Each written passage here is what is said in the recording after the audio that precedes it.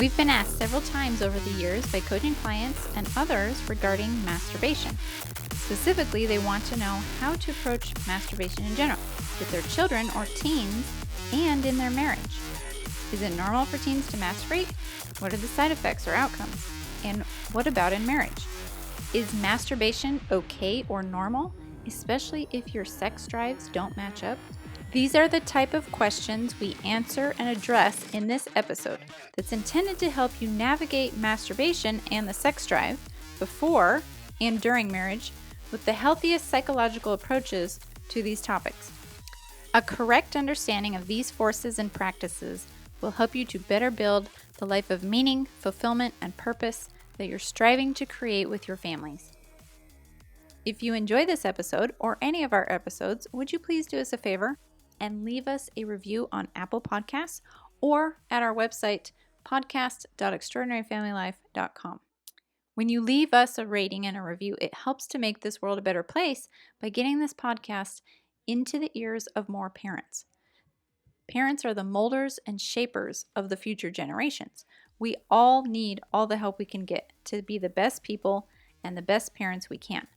Families with thriving parents raise thriving children who grow up to have a positive impact on their own families and communities, which leads to better nations and a better world. So you can have an impact by taking a minute to share the podcast with someone who will benefit from it and by leaving a rating or review. And make sure to follow us on Instagram if you're not already. You can find us at World School Family or at greg.denny. Thank you so much for listening. We appreciate you.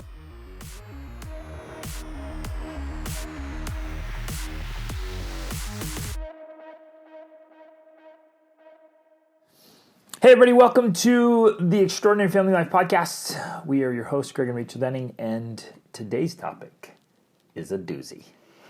We actually got this question, I think, several weeks ago, maybe even a couple months ago, about masturbation. And about, I think it was from a mom asking about her son. Is that right? Yeah, we've been asked a few times, honestly, and we have talked about it a little bit in another podcast episode that was about sneaky behavior. It was sneaking devices, but also we touched on masturbation. But we wanted to expound onto it. Detail. And then we both had over the years coaching clients who maybe there was an element inside the marriage. Yeah, where it was an issue or a concern or a question that there was masturbation in the marriage. And this comes up all the time, and it's becoming more and more frequent. People are like, hey, is it right? Is it wrong? Or, hey, it's obviously having negative effects. How can we stop it? How can we overcome it? What's the issue here? But then it expands out even beyond that of like where are these where are the healthy boundaries for any kind of sexual relationships if you're single outside of marriage or before marriage and then inside of marriage.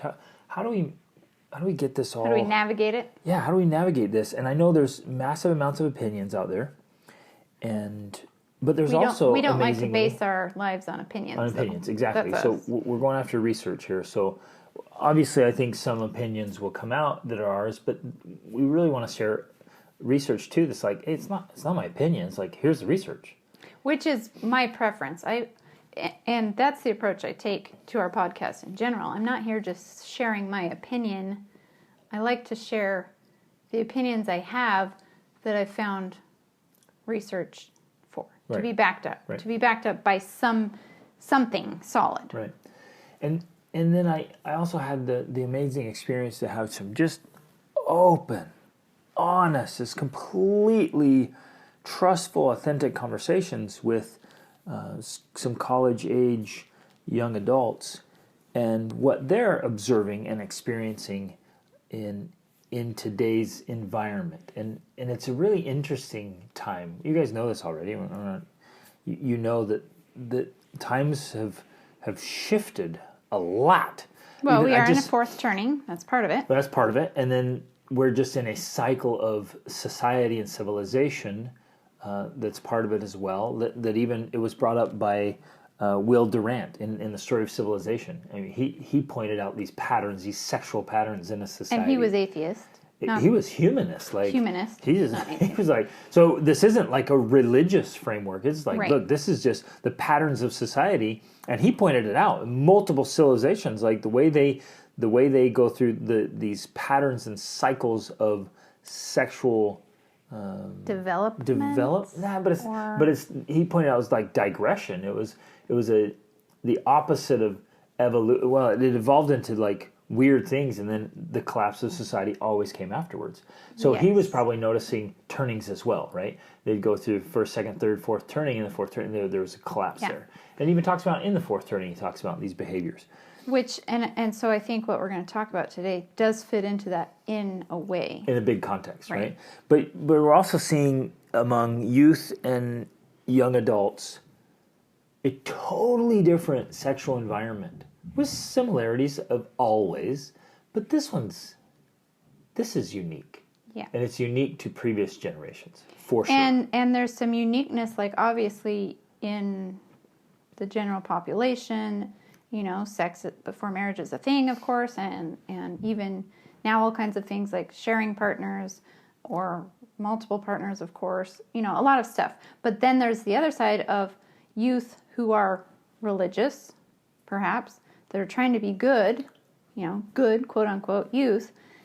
And there's some things going on there that are different and yet similar in, I hate to use a word like twisting or weird, but from a certain perspective, definitely appear that way. Well, things get easily confusing. I think we can all agree here that things get easily confused or warped. I love the word rested, WRESTED.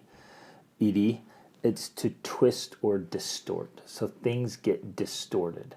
And so and maybe it's like when the tide comes in or goes out, whatever group you're with, your family or your church or whatever, for the most part, it just kind of moves with the tide. And we like to think, oh, well, I'm so much different, I'm so much better. But if we're not really conscious and deliberate, we're just moving along with the tide thinking that we might be swimming in the other direction, but we're still being carried with the tide. Yeah.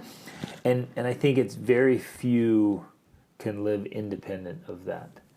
And so what we're seeing is even youth and young adults who are trying to live by a higher law, they're interesting because the sexual environment. Perhaps and trying to maintain. Sorry to interrupt. Go ahead. As an example, trying to live by a higher law, they're trying to maintain virginity until marriage. That's an example. Still looking for all kinds of loopholes so that they can participate in other sexual activities. As we're going to discuss today, includes masturbation, which we're going to explain why, from a psychological viewpoint, that's actually unhealthy. And again, what we're going to say, we really want to base on the psychological research. And physiological. Research, and whether or not that does match up with a religious approach. I mean, that's independent of what we're discussing. And yet it almost backs it up. These people who establish, if you look across time, again, the more you study, the deeper you study, the broader you study, you realize, oh, there's a reason that these things have been established for millennia. Yeah. This isn't like, a few decades ago or even a few centuries. For millennia, wise thinkers and leaders, spiritual leaders and otherwise, gurus, spiritual people, they're like, hey, this works in society, this doesn't. They also saw across time and space and established these standards that have stood the test of time. And now we see why. We get in these little patterns, and if we don't study, if we aren't really well educated, it's so funny. You're so blind. We're so blinded. We're rolling along with these teeny little blinders thinking, oh, this is it. And you're like, well, no, this has been happening since the existence of humanity. And I think that really is a part of the overall bigger picture and cause of confusion is that we're not seeing the whole painting, to use that metaphor. We're only seeing a part of it, and we're rejecting certain things because we think it's tied to something specific. Let's use religion. We think, oh, this rule, this standard, this thing is tied to religion. And if I'm questioning religion, which is normal and healthy, then that means I'm going to throw this out. I'm going to throw out these standards because they're religious based. Well, and it's extremely, I think, one of the things that's interesting to me, it's extremely short-sighted and very narrow-minded to assume or believe that the standards came from the church or a religion. Because, again, this is my point. Like, you start studying way back in history and you're like, oh. Actually, the religion picked that up because of society. Previous evolutionary and psychological development.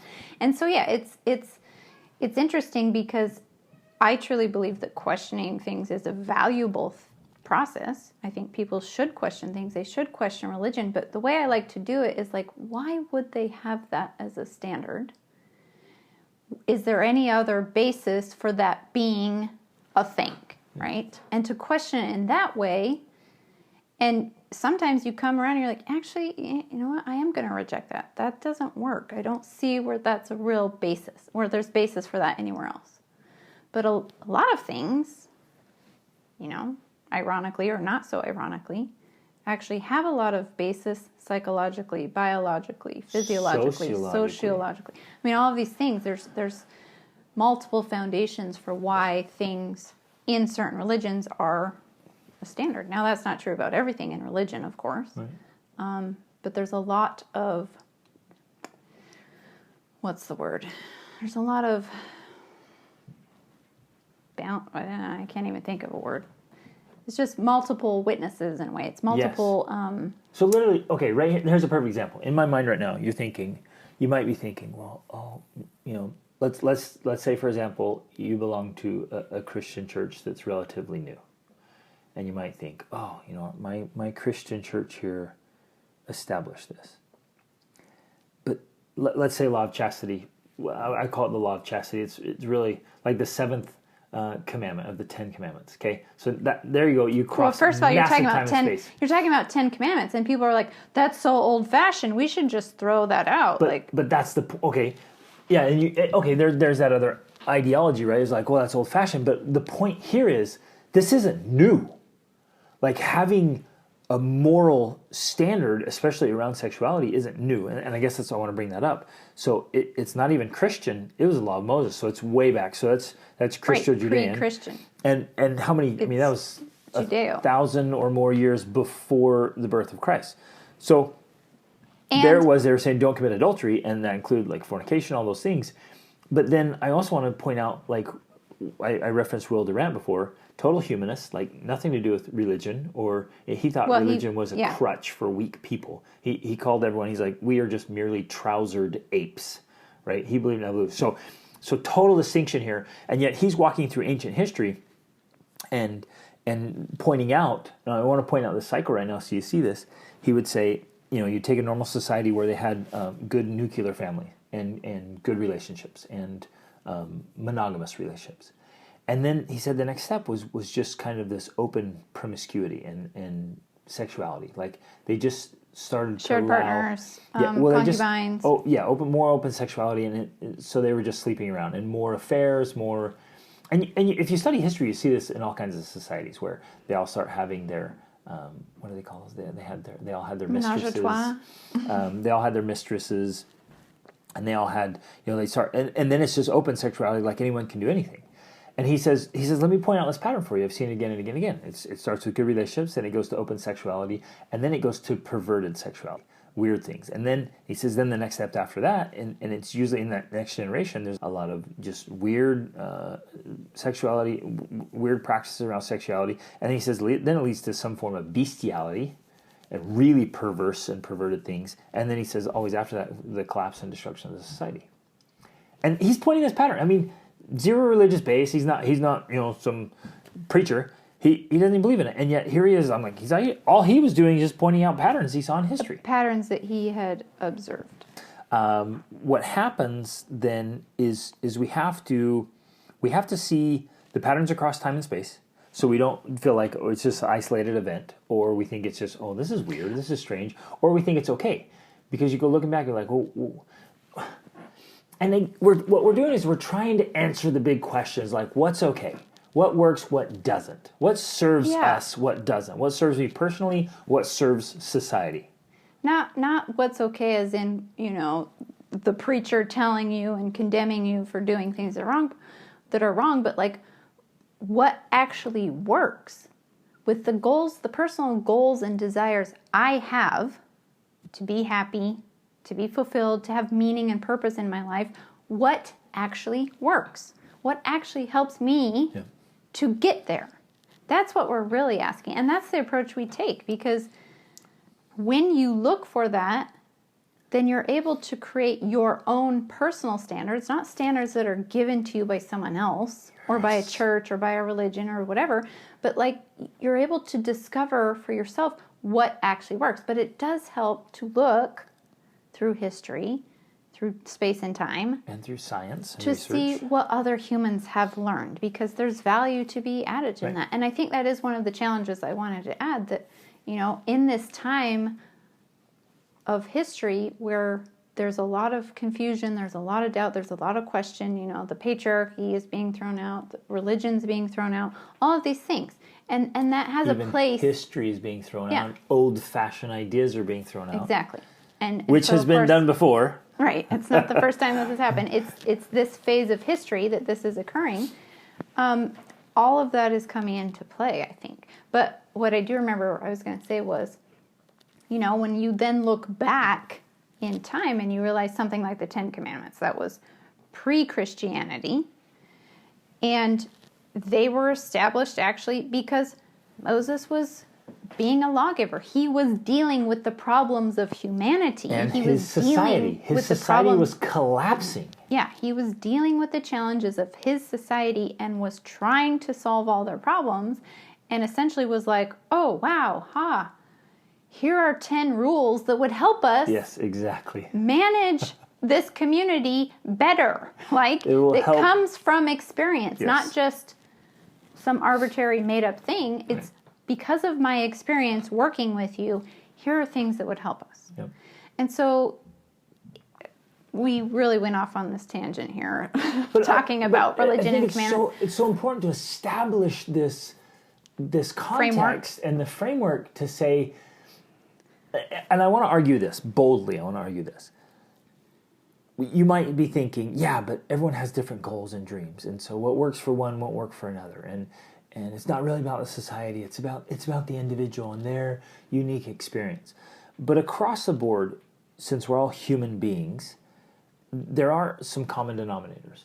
Yeah. And having a life of meaning and purpose and fulfillment, and meeting those fundamental human needs that we all have for, let's say, love and connection, for example. There's the 6 human needs. Yes, exactly. Significance. And certainty and uncertainty, and then growth and contribution. So let's just take those. If that were merely the basis, then what we're going to talk about today, when it gets in the context of sexuality and masturbation and all this stuff, you fit into that with every stinking human being. Just say, does this work?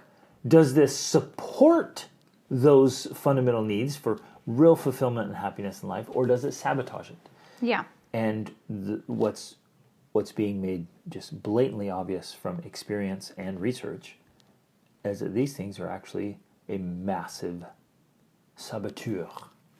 They are sabotaging success. So let's dive into the reality. Let's dive in, but I want to emphasize something there, because I think that's a good point when you're talking about, every human's different and we all have different desires and whatever. That's true, because even if you look at the 6 human needs, we all have differing amounts of those needs. For like you have more of a need for uncertainty than I do. I have more of a need for certainty. So that's where we're different.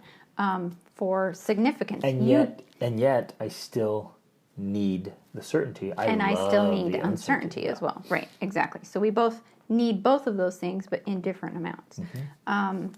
Significance, getting a sense of significance. We both get it in different ways, right? And so if you go through each of those things, there's a scale there of how we're different, but underlying that, there are foundational principles like, getting uncertainty. There are foundational principles for doing that, or having certainty. There's principles that govern that. And so that's kind of what we're looking at, that although, yes, we are all different, there are underlying principles that help us to fulfill those 6 human needs. Yes. And I want to point out, here's what's interesting. We all, to have our just fundamental human needs met, and most of us are doing this unconsciously. We aren't even aware that it's a specific need we're trying to meet. Yeah. So it starts happening, but we all look for vehicles.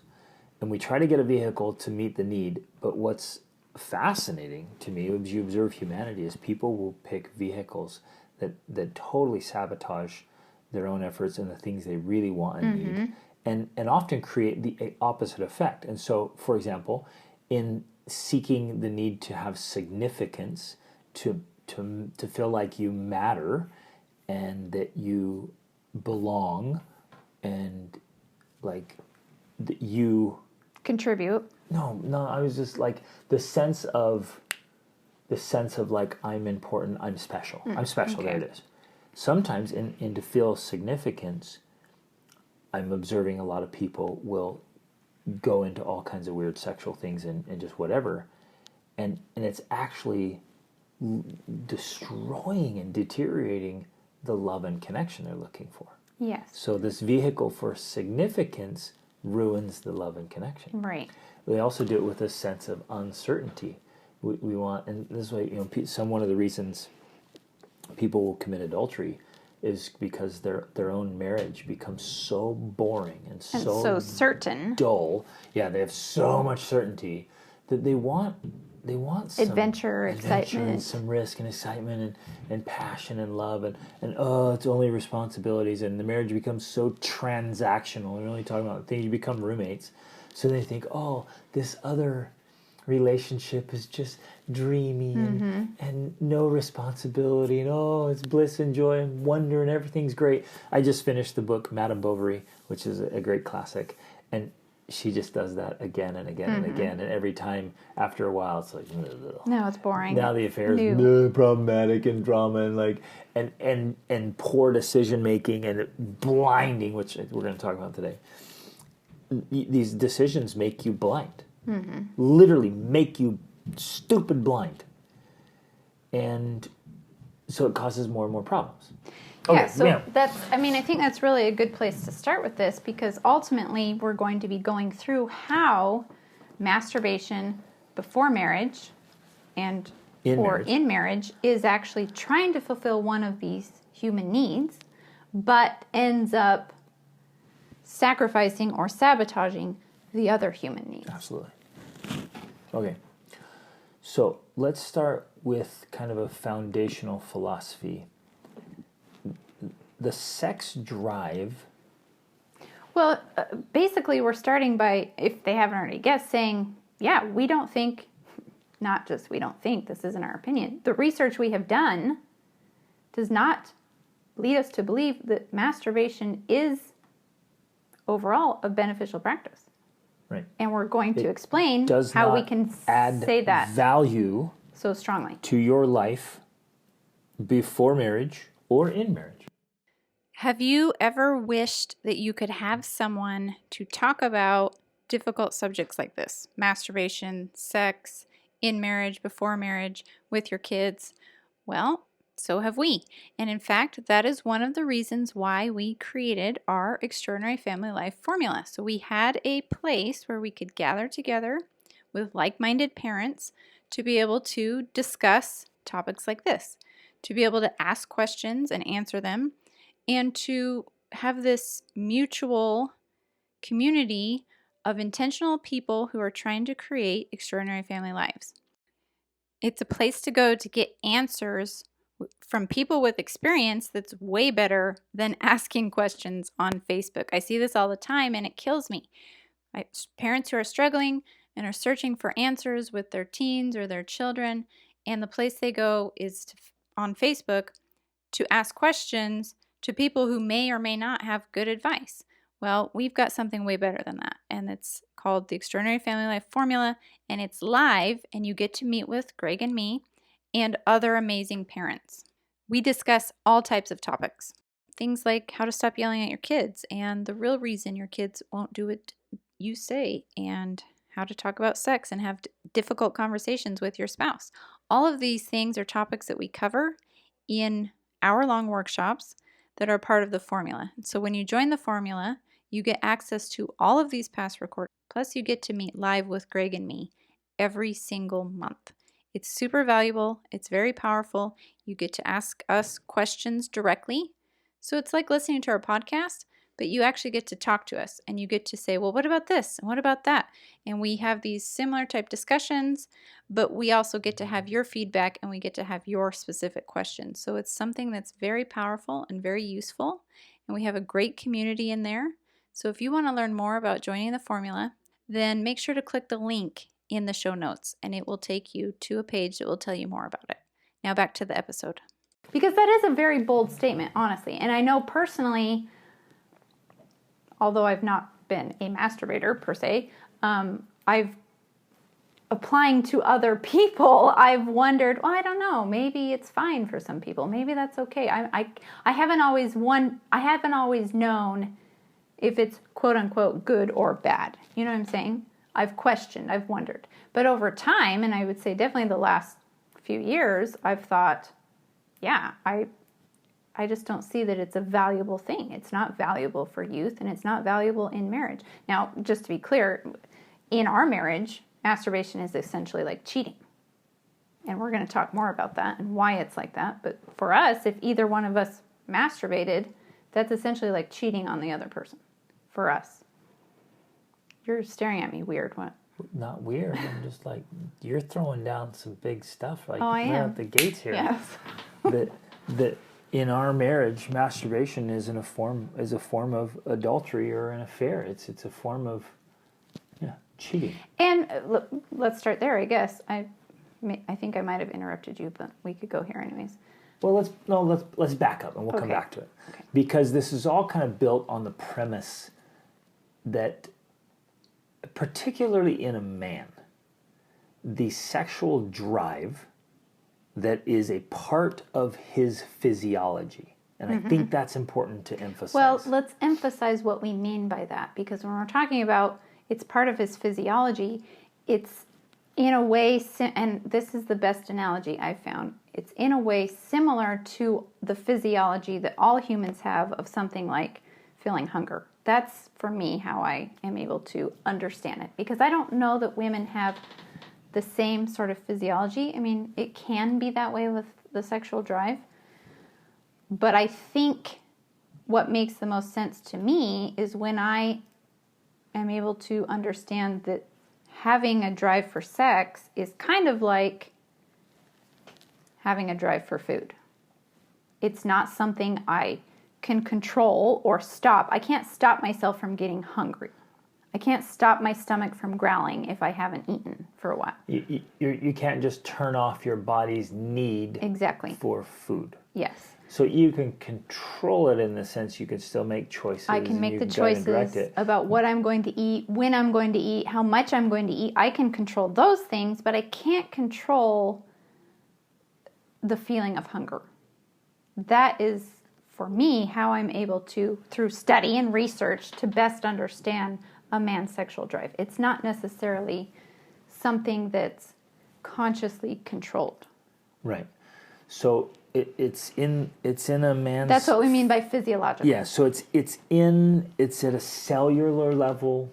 It's a part of his physiology. It's in the body, and a lot of people are like, no, he's just perverted, or he can control that. He ought to just control it, or and especially if a man doesn't have a strong drive, or if women don't have the drive, they have a hard time understanding this in men, that you're born this way, and I think some are stronger than others. Right. This doesn't apply to every man or every woman. No, but I would say the majority, especially if your body is healthy, if you're overweight or you're unhealthy, you're eating. There are actually a lot of foods out there that just kill the natural state and testosterone. Just kill testosterone levels.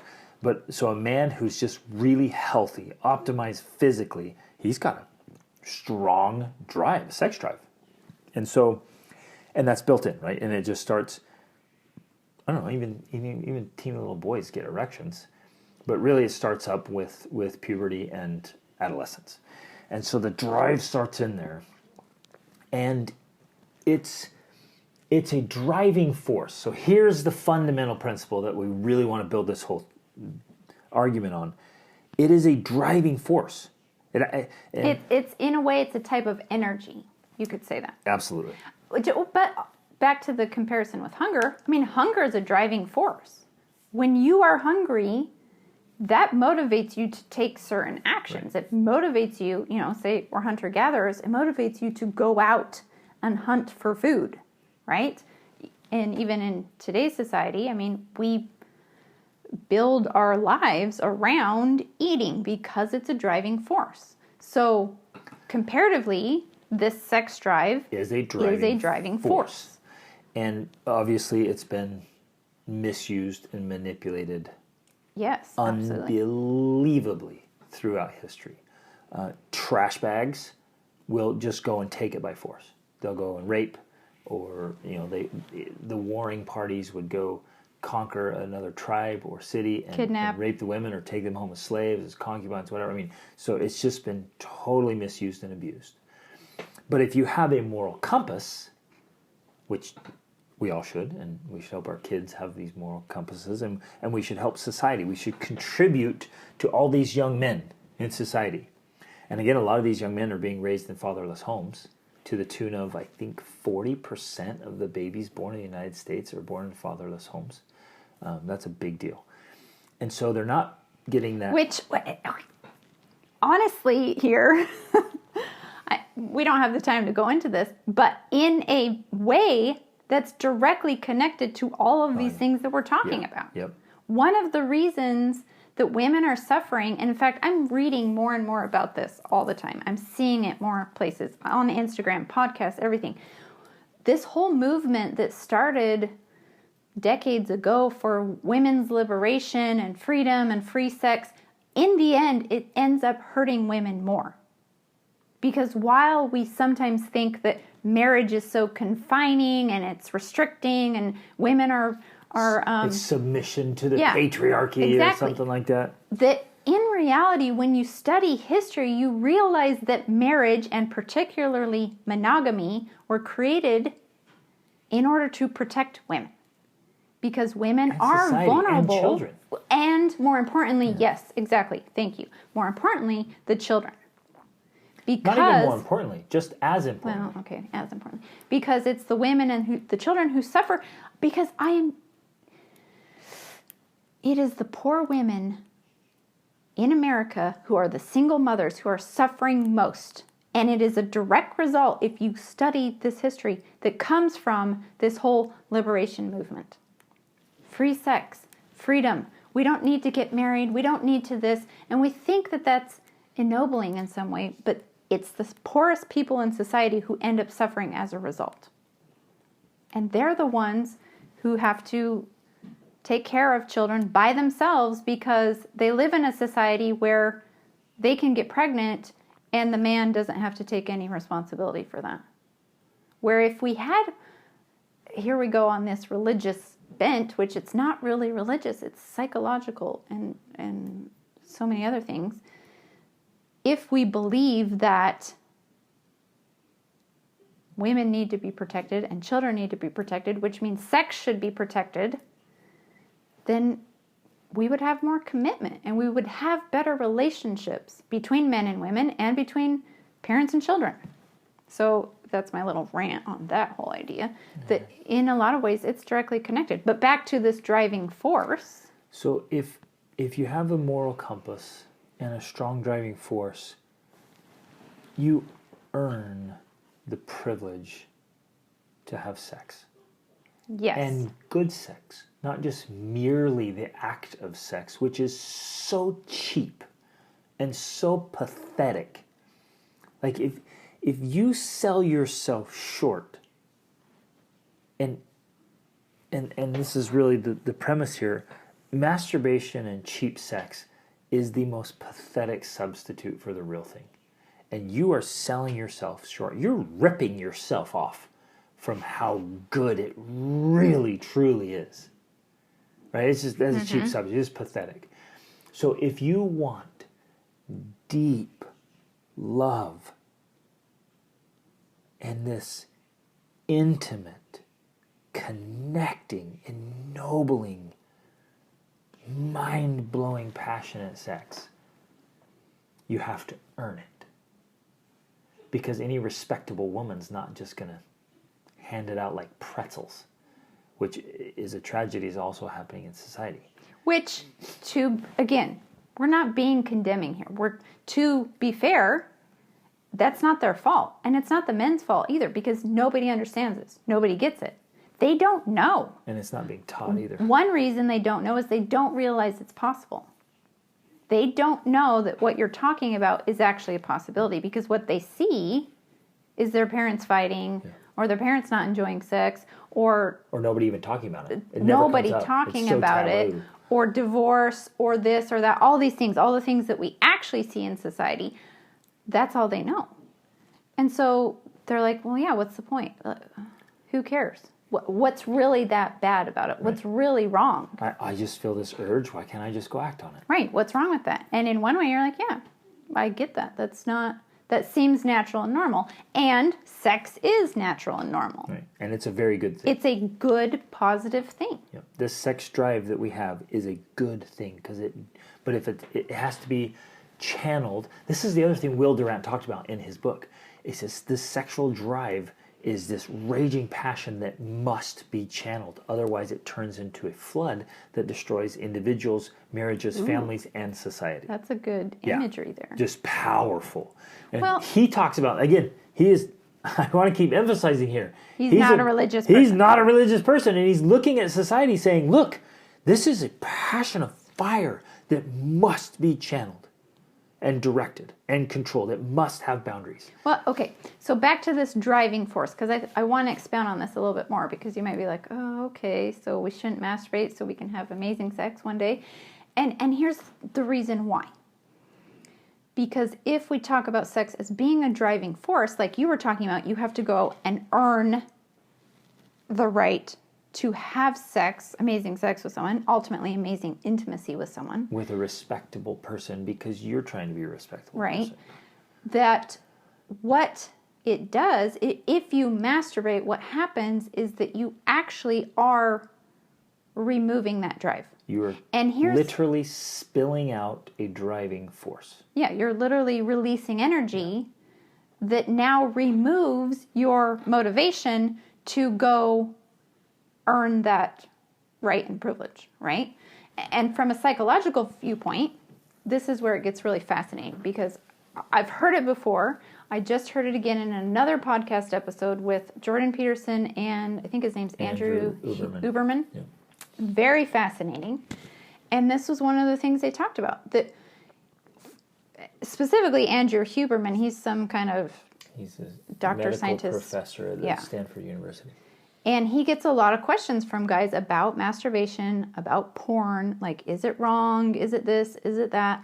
And his whole take is, well, you're basically conditioning yourself to seek dopamine hits through masturbation, as opposed to real connection with another human being.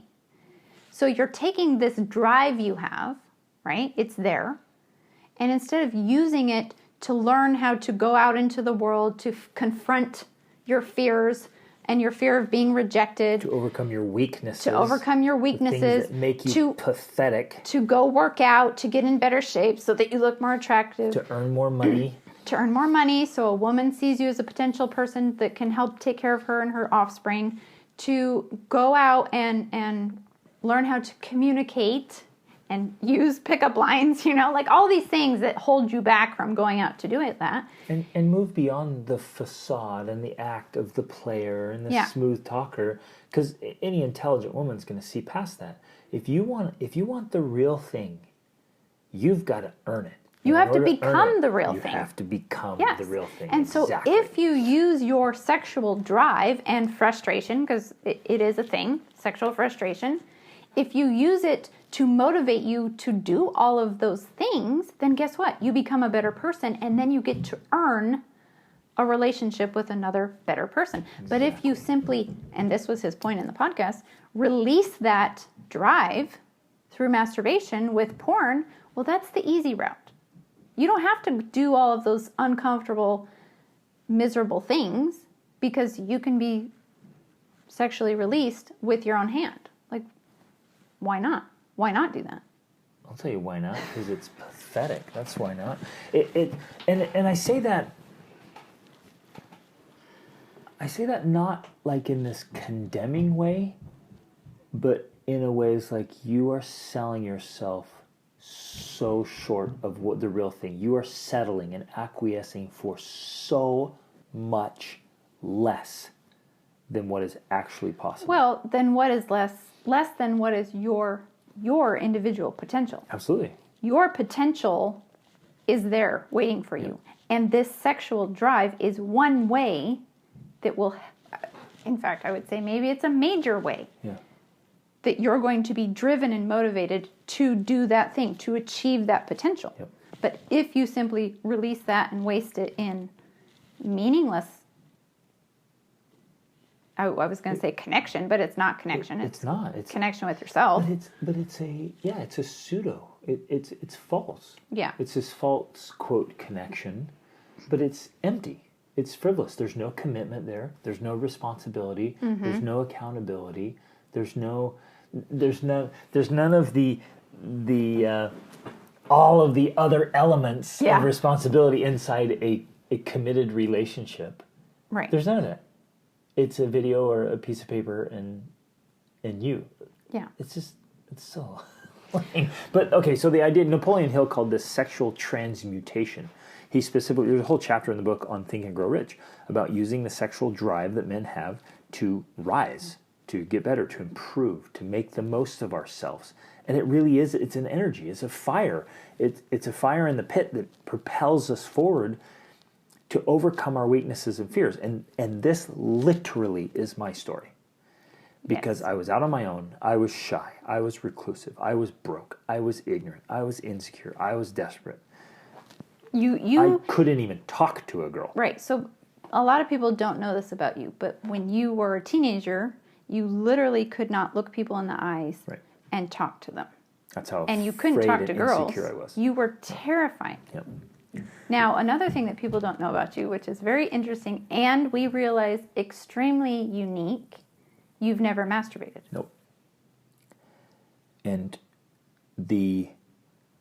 so when I was out living on my own, I had open, almost unlimited access, if I wanted to drugs, alcohol, violence, and sex. Mm-hmm.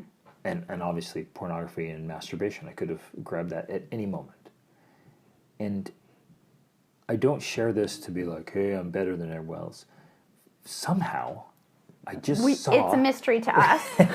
At 16, I'm like, I'm not touching any of that. I'm not settling for any of that. Now, I also need to share here that I had a very intense sexual drive. Like, I wasn't like, no, I'm not really interested in girls. Holy crap, I was interested.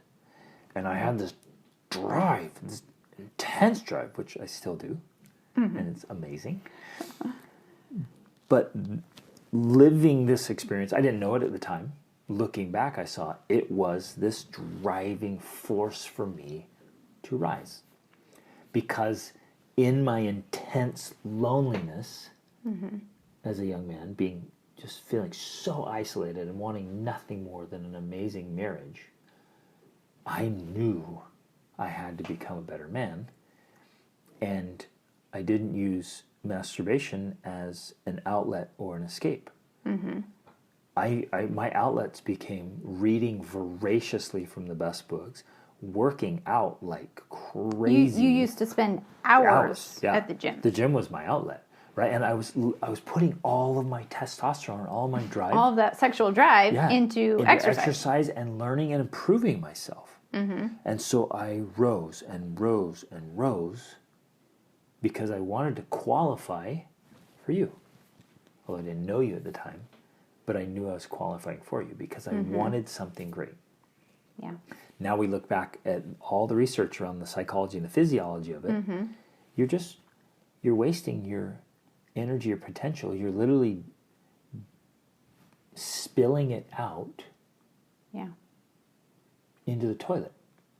And the same is true even for married men. And I don't know, we can get into that too. Yeah. Like if it's happening in the marriage, it's a big red flag of some other problems. Well, yeah. So I think this would be a good point to touch on a couple different things, because we know that one of the things going on today with youth is mutual masturbation, shared masturbation in the effort to maintain virginity, which, okay, I get that. But it's still a cheap substitute. Well, and we're going to talk about that. And then the other thing is masturbation in marriage, because there's one spouse who has a higher sex drive than the other. And so the solution that many people, and I've read this in books and things like this, is seen as a valid solution, is that, the one spouse can masturbate. And while I get that, I can understand that from a logical viewpoint, ultimately, and again, we are idealists. Like, we're going to just be clear with that. We are idealists. And why not be? And why not go for the best? There needs to be ideals. Yeah. It's critical to have ideals in the world. And we love to live by those. Why settle for less than what's possible? Agreed. Good is not good enough when phenomenal's possible. And it is possible. Except we play the victim. Well, we're just not sexually compatible. Or one of us just wants it a lot more than the other.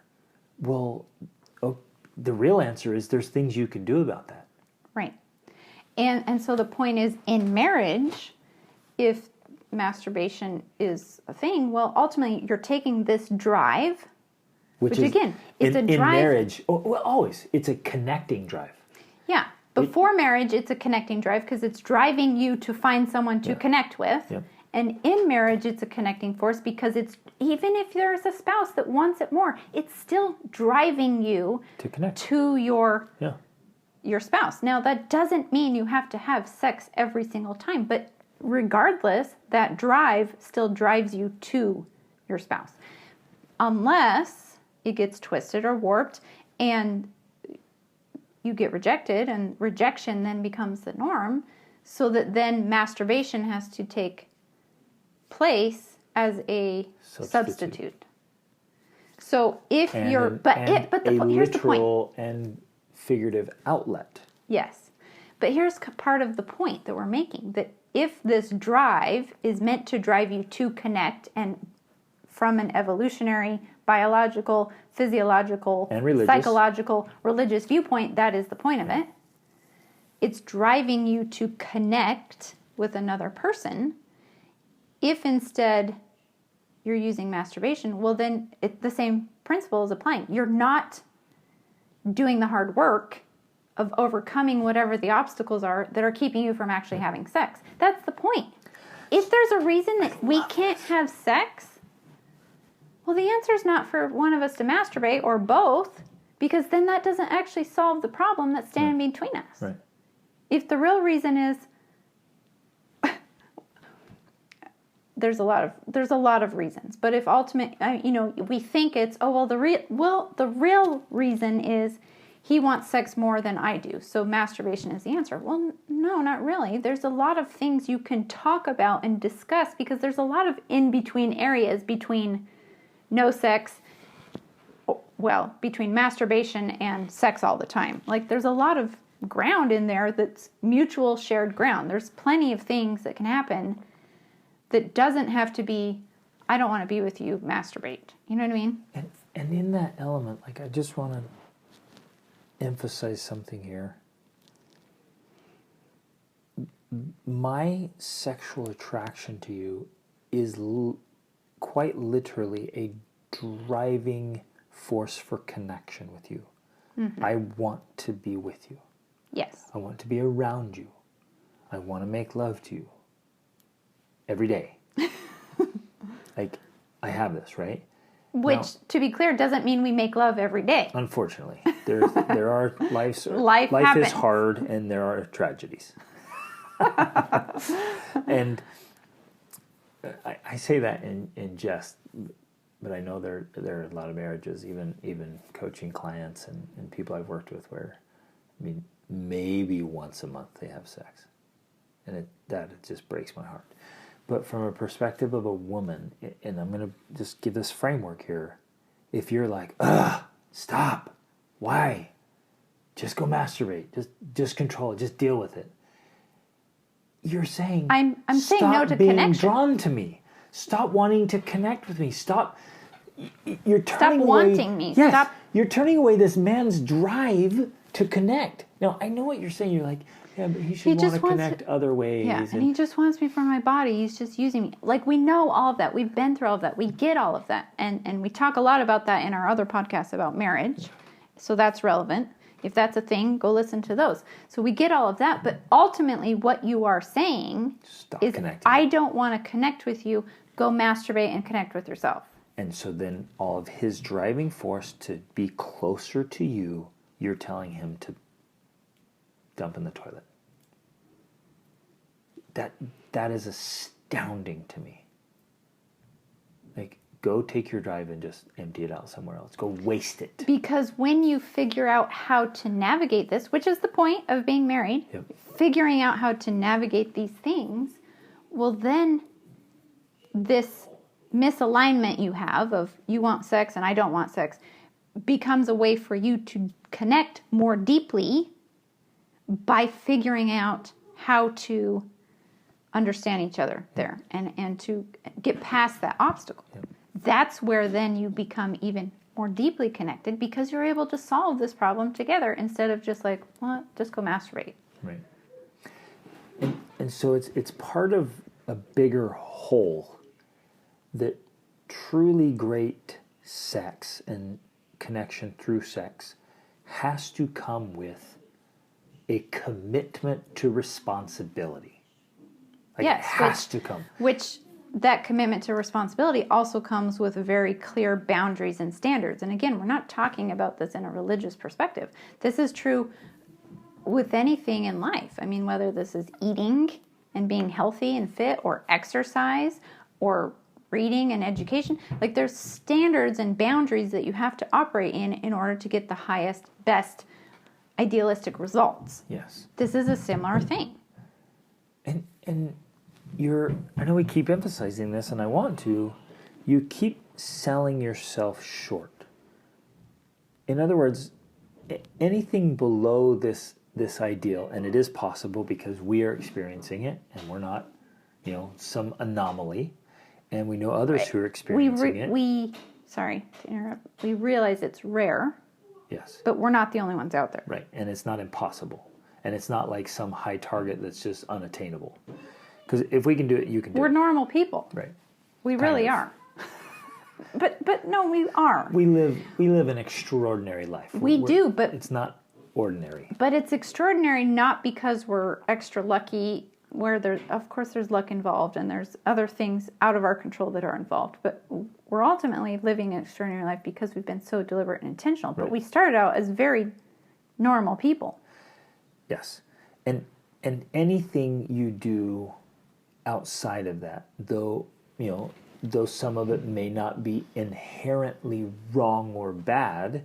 Right, and that's not what we're saying. Anything below the ideal is selling yourself short. So that's the message I want to share with you, those of you listening. Because you might be like, well, what's so bad about it? What's so wrong about it? And I'm saying anything short of this ideal it's just you settling for less. So even these people who are dating and they're doing this mutual masturbation, they're like, what's so bad about that?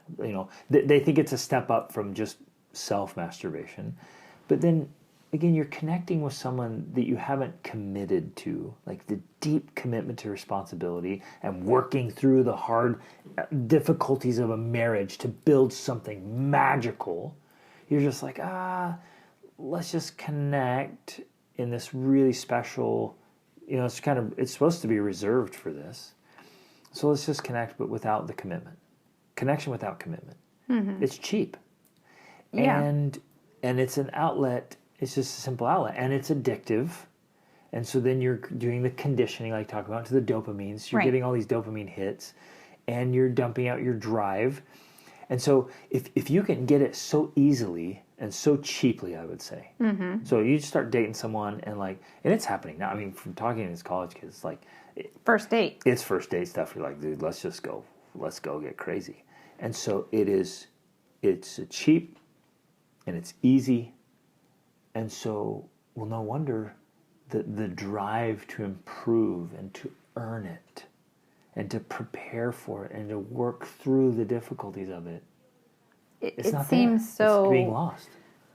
So challenging. Yeah. It seems like, why would you do that? But it's so much work. Right. But I love what you're saying here, though, because it's not that the whole point is this is inherently bad and you're a bad person and all these things. It's not about shame. It's not about being evil or wicked or whatever, all of these things. It's not about that.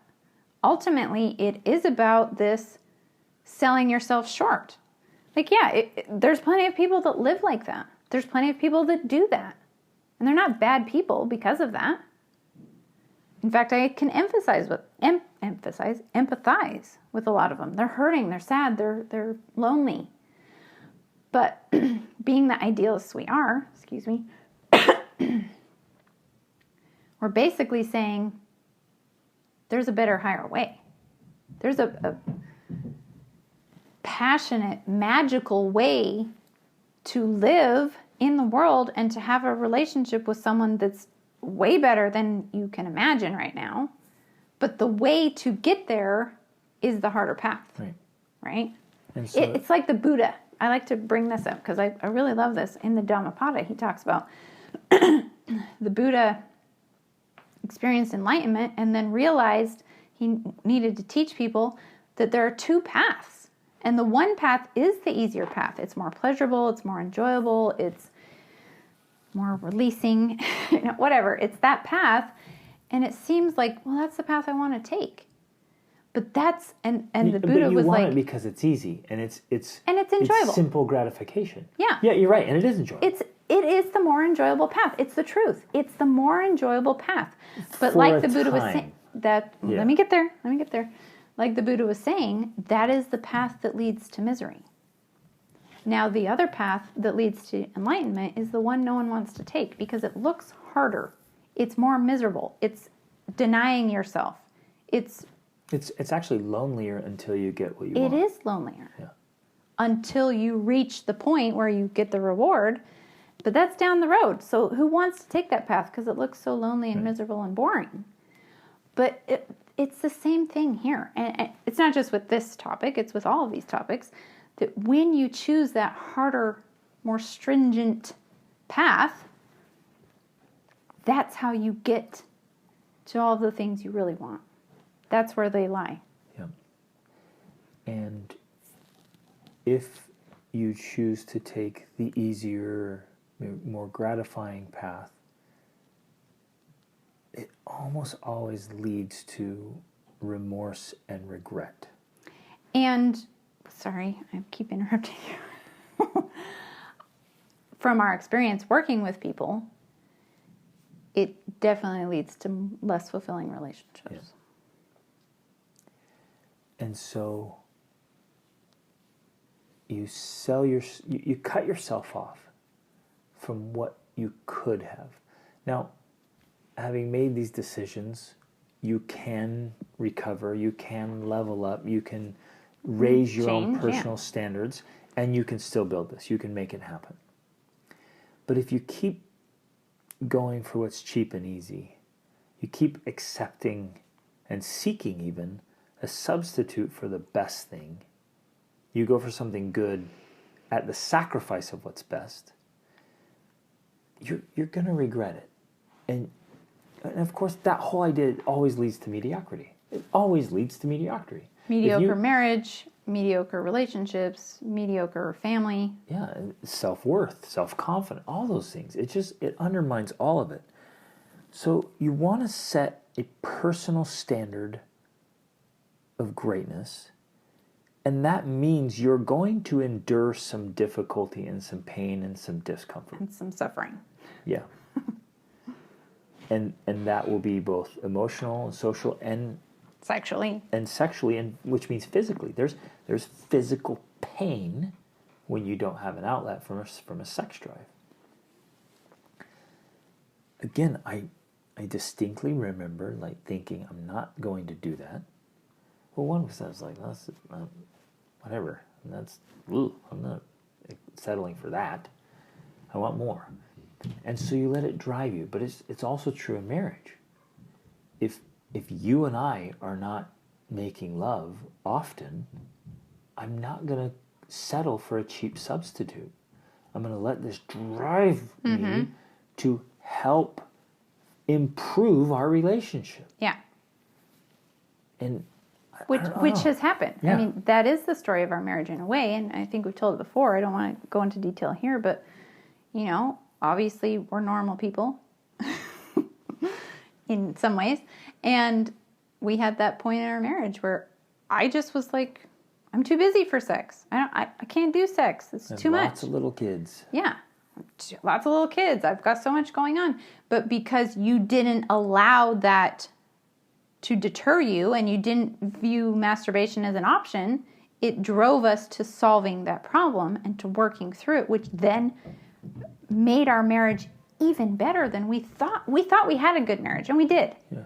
But it's so much better now than it was because we worked through those issues. And literally in my mind, I was like, there's no other alternative Right. here. I mean, I guess I could be abstinent. Yeah, which that sucks. Who wants to do that? No, I don't want to do that. And of course, that's a possibility. I could, and this is going to sound crazy, I know I have the power in my mind to turn it off. I really could. I could just shut down. But that's not the ideal way. And I think what a lot of women don't realize is that when you, specifically men, not just you, but when men do that, when they shut down mentally from sex, it also disconnects them from her. Big time. Because learning from you, one of the challenges is that if you're around me, if you're near me, if you're touching me, if you're cuddling me, well, that sex drive is there. And it doesn't mean we're going to have sex, but if you're not allowed to feel those feelings, if you have to shut those feelings off completely, well, that means you want to shut off touching me, cuddling with me, connecting. Yeah, you have to. Like for my sanity. And so if I can't, and this pattern goes on again, if I can't get sex in my marriage, which is for me in the ideal, it's the only place that any sexual thing should be happening. So not even masturbation, because that's some kind of cheating on you. Anything sexual, the only place is with you. Yes. And if it's not there, then I literally have to avoid it. I have to avoid you. Right. I have to stay busy, like working out, doing trips, whatever. I'm like, I got to stay away from her, because if I'm near her, I want it. And if you just shut me down and reject me again and again and again. And yes, and for the women that have a problem with that, because I know that used to bother me, or I used to have a problem with that. That's when those other podcast episodes we did are super helpful and dive into that whole aspect. I think it was 148, 150, and 151, something like that. But those are very helpful for that. But I really want to bring up this because I think this is a good place to connect it here, because you were talking about, masturbation in marriage and cheating. And I want to kind of share this in a way and tie it in also with this shared masturbation thing that's going on. Because in a way, okay, let's take it from this perspective, and then I want to share something else. Let's say that I masturbated with someone else. Well, we didn't have sex, babe. We were just masturbating together. That's just so weird, that's so inappropriate. That's cheating on you. I am literally cheating on you if I did that. First of all, in our marriage, if we masturbate at all, we're cheating because we're not connecting. That's the point of the sex drive. And then if I go masturbate with someone else, it doesn't matter if we're having sex or not. I'm cheating on you. So that's another viewpoint of mine. I'm like, what? Why is that okay? Why is that better than sex? If it's about connecting, and I'm connecting with someone else, well, I'm still cheating on my spouse. Now, granted, people are saying, well, we're not married yet. You know, I don't have someone else, and I get that. But I want to throw this out, though. For me personally, again, I'm an idealist. If I were to do that before I met you, I would have viewed that for me as cheating on you. Well, that's actually where I wanted to go. Okay. And this is where I'm going to be vulnerable, because I did have sex before we were married. I lived a different life, did not participate or practice in my parents' religion, and I had sex. I changed my life, and I brought in these standards, right? Because I decided, I want something better. I want something different. I want this ideal. I want to be married. I want to have a family. I want a good guy. You realized you were settling for And less. I realized I was settling for dross. Like, it was literally pathetic. So I made a major life change, switched everything, and then held higher standards for myself. And eventually that's what led me to meeting you. Now, what is interesting is, as we've gone through this process, one of the things that you've talked about, because that was a challenge for you, you had waited. You didn't even masturbate. And so one of the things that you said that was so difficult is that you felt like I had cheated on you, even though we didn't know each other. Like, I didn't know you at the time. But that was one of the things that you felt, which I find very fascinating, you know, and I think relevant, that you felt you had been cheated on even though we didn't even know each other. Because we're striving for this ideal, and I had violated that ideal. Now, of course, you know, there's forgiveness in this, and there's all of these things, you know, it's not like you've held this grudge against me, but I just really think that that's interesting and relevant to this whole idea, because if, you know, I went to masturbate with someone else, that would be cheating on you. And in a way, this is another way of viewing it. Now, it's the idealistic way, of course. But if you're connecting with someone else, but it's not a real connection, as in you're not committed to them, then in a metaphysical way, you are cheating on your potential, your own potential, and on your future spouse. Wow, that's so good. You're cheating on your potential. Yeah. That's huge. As I'm listening to you talk about this, I'm realizing sexual acts do things, very unique things to the human body. Psychologically. And physiologically. Yes. It lights up the brain, like insane amounts of dopamines and the biochemistry. I mean, it's a huge experience. That's not insignificant.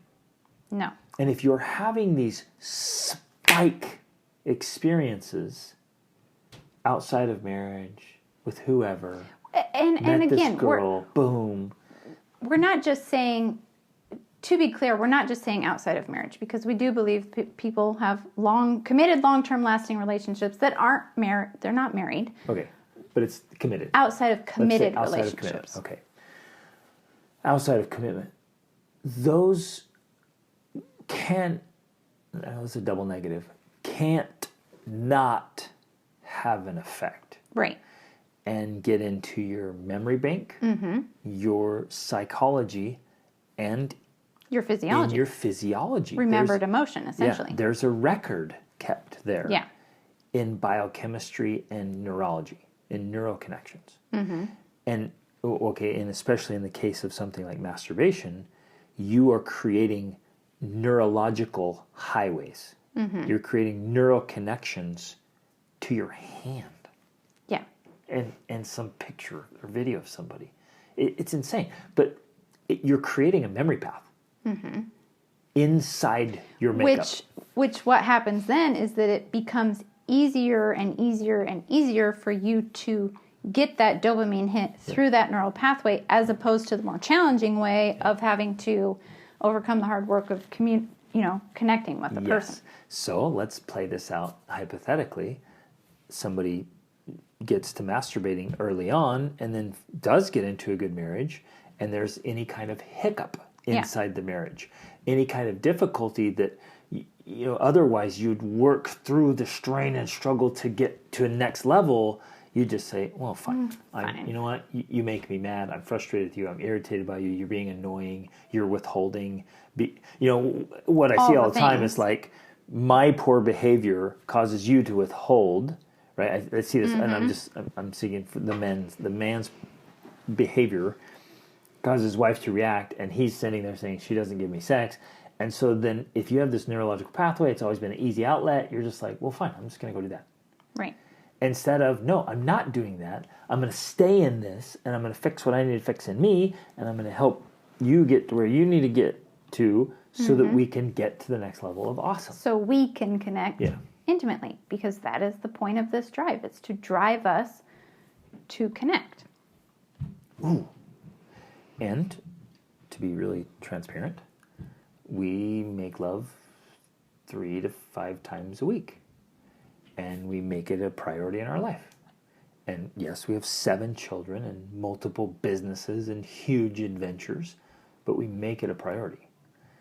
And because it is a priority, it's the linchpin of marriage. Yeah, that is actually, I'm glad you brought that up, because that was another point I wanted to make. When we're talking about this driving force, we've done multiple videos and podcasts and coaching sessions on sex being the linchpin, because when you begin to see things the way we see things through experience, primarily, and then through the supporting research and all of that, you realize that sex is the center. It's the only thing that makes our marriage different than other relationships, right? We share sex together. That's it. Makes us unique. And then everything else radiates out from that. So if the sex is good and healthy and wholesome and passionate and all of that, then so is our marriage, and so is our parenting, and so is our life, and so is our business, and so is everything else. Everything radiates out from that. And so it makes our life better, our family better, the world better. Everything we do is better because of that central focus point. Yep. So if you waste that energy, you waste that power through casual, meaningless, insignificant experiences or sex or masturbation, then you just cheapen. You're cheapening and you're weakening the hub, the linchpin of your entire wheel of life. Really.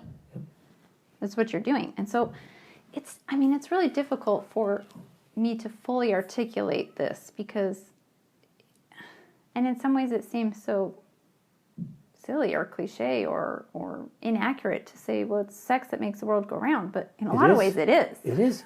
And it's like this ultimate primal driving force, which I believe in the creation, and from the creation it's there, and it's... Well, and evolutionarily as well, because without that driving force, the species doesn't reproduce, right?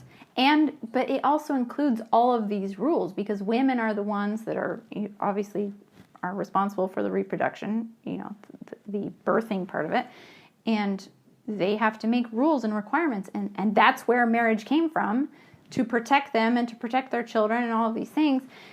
And if that's removed or lessened or cheapened, then it's ultimately the family that suffers, the children, the women, they suffer. Not to mention the men, of course, because, they think that getting free sex or free access without commitment is a good thing. It's really not, because psychologically, all humans, but men too, in committed relationships are healthier and happier. Yeah. They live longer. They have more meaning and purpose in their life. And that seems counterintuitive. You're like, why wouldn't I take what I can get cheaply and easily? Yeah. Like, man, that's the path of least resistance. I can go around, just have sex with everyone, and then go on with my life. That's the best. Yeah. But it's not. Well, it goes back to the Buddha and the 2 paths. And what is it that ultimately we deeply value? We value most the things that are rare and that are hard won. Yeah. The things that have the highest price. And this one has a high price, an even higher price when we set a high price tag on it with really high boundaries and really high standards. And so each of us, you as a woman and me as a man, setting our standards very, very high and making, particularly in our sexual relationship, having those set extremely high makes it beautiful and wonderful and priceless. Yeah. There's one other thing I want to touch on because I think it's very important. After I made changes to my lifestyle, because I would say mentally I checked out of my parents' religion at like 16. Physically I left probably when I was 18 when I could actually move out. And then honestly it was probably only a year after that I was able to think. I feel like getting out on my own gave me the chance to really think about what I truly wanted. I wasn't in reaction mode anymore, of rebellion. And it's when I really started to think about what I wanted that I realized I wanted things that were meaningful. I was living the free life. I was doing whatever I wanted.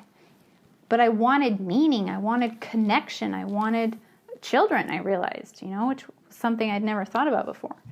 And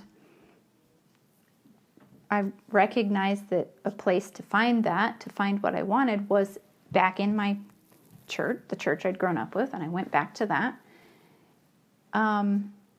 But it was interesting because when I changed my way of living and I changed my standards, even then going back to church, of course, I thought at first, there will be tons of great guys. And I realized that wasn't the case. Like, there was plenty of losers, right, at church. There's plenty of losers that are good guys, but still not what I was looking for. And so one of the things that happened was, even though I now had this standard of like, I'm not going to kiss, I'm not doing heavy making out, I did date this guy and we kissed and we were, cuddling, that type of thing. And then I ended up getting engaged to him. Now, luckily, I attribute a lot of that to luck, that ended. And I was able to get out of that relationship. And then I met you. And this is kind of a funny part of our story that we like to tell, but it relates here that when we first started dating, I wouldn't hold your hand. I wouldn't kiss you. I wouldn't cuddle with you. Like, I just wouldn't let that happen. And the reason why... And physical touch is my love language. Yeah, physical touch is your love language. And I wouldn't let any of that happen. And here's the reason why. This is the point I'm getting to. Is because I had recognized, even though I had given up the other stuff, just any physical intimacy at all interfered with my decision-making skills. Yep. And so I was led into a relationship that was potentially disastrous. Not potentially. It would have been a nightmare. That's why I said potentially disastrous, because it didn't happen. It would have been really bad. And the reason why my judgment was off was because of the physical intimacy. Now, this is a very powerful lesson that I wish everyone listening, especially if you're not married, will get. That physical intimacy, even a little bit, can interfere with your decision-making skills on whether or not the person you're dating is a good choice for you. Yep. A good potential mate. So what I did with the next go-around, I decided first, meaning I went through, I examined you, which I did. I analyzed you, I examined you, and I decided first that I could marry you. And I want to be clear here, it's not like you decide, I'm going to marry that person, now I can kiss them. I decided you were a person I could marry before I allowed any physical intimacy at all. And that meant hand-holding and kissing and things. And for us, it was unique. Like, I did know I was going to marry you, and so before we had ever kissed. But the point is, I made the decision first. Yep. I knew first before I got physical. And we didn't get even very physical. We both had committed to be extremely limited before we got married. That doesn't mean we didn't want to get physical. We want and I want to drive this point home here. that physical intimacy, sexual behaviors, and Well, just the connections sexual arousal itself. is blinding. It is blinding. It is blinding. And I heard that again this weekend from a sad story of a failed marriage. And that same exact story came out. It was like, yes, it was blinding. The intense physical intimacy we had pre-marriage blinded me to the red flags that were there. Yes. And to clear decision making. And so, in a very, very real way, those sexual connections are blinding. As is, I would say, masturbation. Masturbation is blinding. Agreed. It muddles your clarity and your vision of who you are and where you're going and how to approach life. I don't know how to explain this, but sexual things, from masturbation to sexual relationships, they are blinding. Well, and this definitely would apply to the mutual masturbation and all the other things that we've heard about penetrating without thrusting is not sex, and anal sex and oral sex and all of those things. All of that. As though that's not sex, right? But it's still... It is, because again, if I was to do any of those things with anyone else, that's cheating on you. So it is sex. Yep. But any of those acts arouse or create biological, physiological changes in your body, which do interfere with your ability to think clearly about the person you're trying to make a decision about. Like whether or not you could be with them for the rest of your life. Because you're not evaluating that. You're thinking, oh man, that felt feeling good. Was amazing. Yeah. Let's get back together and have that feeling. Right. And so that's what the we're decision... sitting here disagreeing and it's really annoying and like big important questions we don't see eye to eye. Let's just go make out. Right. And let's go make out again. In fact, let's not talk. Let's just keep making out because that feels good. Because that feels great. And talking to you, that's infuriating because, wow, we don't connect. But let's just go make out. You can't build a marriage on that. Exactly. And you can't make a clear decision about that when you're intertwined physically.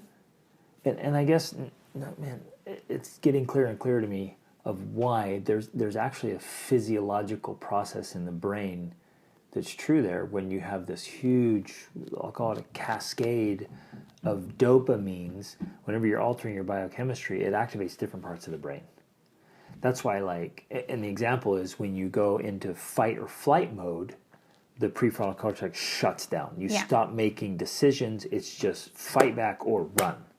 And that's how the brain works. One section gets lit up massively and really intense, the other shuts down. It kind of shuts down other parts of the brain. So what's happening here is you're getting this huge sexual effect in the brain, and clear thinking out the door. Right. And anyone who has sex knows that's the case. Like when you're aroused, man, it's gone. Right. All thinking is out. Mm-hmm. Right, and that's what's happening. I don't understand the physiology behind it, but that's what's happening. Yeah. So in some ways, and again, it's not that we're like total prudes and we're like, don't touch or kiss or do anything before you're married. That's not exactly what we're saying. But we are saying that if you're shooting for an ideal, you need to be very careful. Yeah. And you need to be very selective because you need to know from a chemistry viewpoint everything that's happening and how it is affecting your brain and it's affecting your decision making.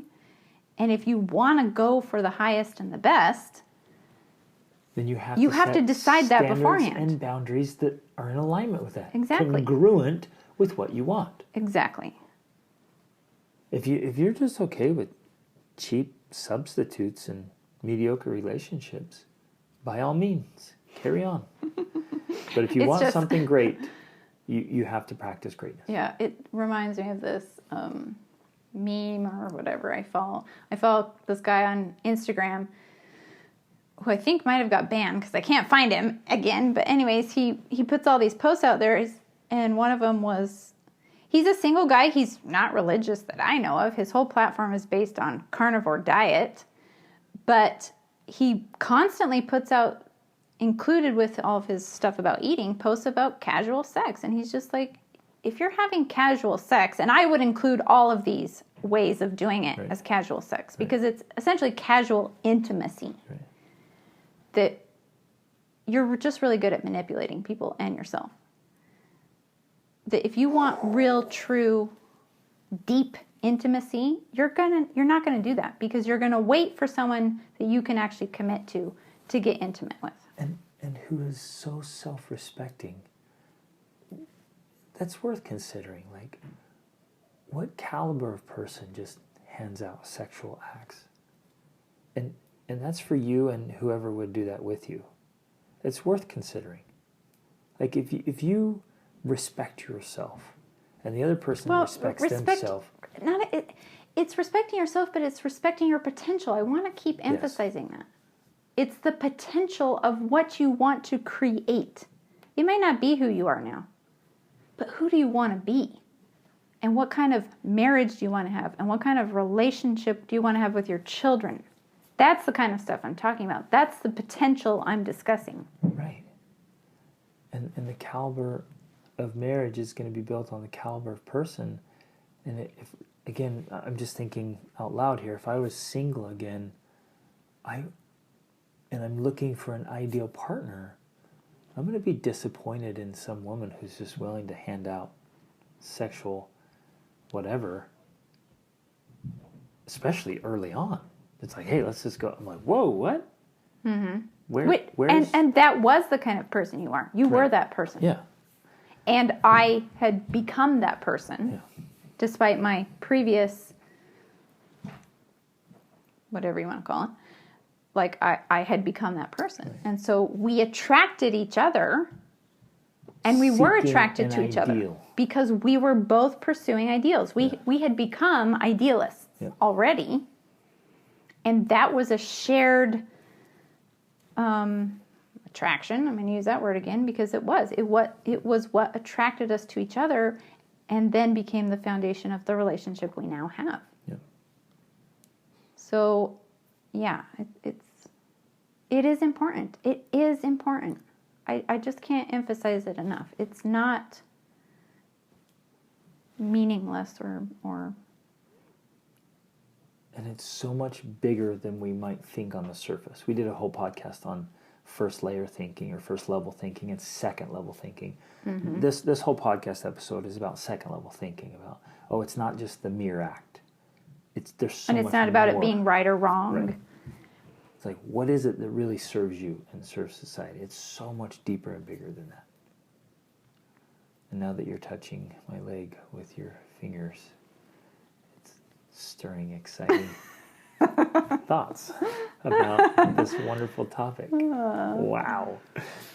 So give this some deep consideration. Have the conversations. Wrap your head around it. See it from all angles. Study it in different ideas. And ultimately just go deep into what it is you truly want most, and then evaluate if your actions are in alignment with those things. And what is really serving you, not what's easy or pleasurable, but what actually serves you. Which also means drives you. Yeah. Let it drive you. And are you wasting that drive? Don't waste the precious drive. There's so much little precious drive in life. And so many people struggle to be motivated and driven. Don't waste what's already there, what's built into us, literally created and evolved inside of us. Mm-hmm. Don't waste that. And if you know someone who needs to hear this message, share it. I think you need to listen to this podcast about masturbating. But share. And what's interesting about that is not like the conversation's happening. Like, people are talking about it. They're talking about sex, and they're talking about sexuality, and they're talking about masturbation, and they're trying to find answers, and they're coming to conclusions that are sometimes short-sighted, and then they're questioning it. And so that's why we felt really driven and drawn to talk about this. Right. Because there's a lot of people asking, and there's not a lot of people talking about it, at least especially not giving the bold answers that we're giving. The big context. With the big context, which, again, a few years ago, we wouldn't have ever talked about something like this. We would have said, I don't know. Yeah. But we've firmly come to believe that this is the right course of action. I just see it as a very sincere source of power in your life that, when used in the right way can drive you to creating something more extraordinary for yourself, for your marriage, for your future marriage, for your children. And related to the whole children thing, because parents are asking, these are the types of things we tell our kids. We tell our kids that this is a drive that's driving you to become that person. And so, you could listen to it and talk to your kids about it.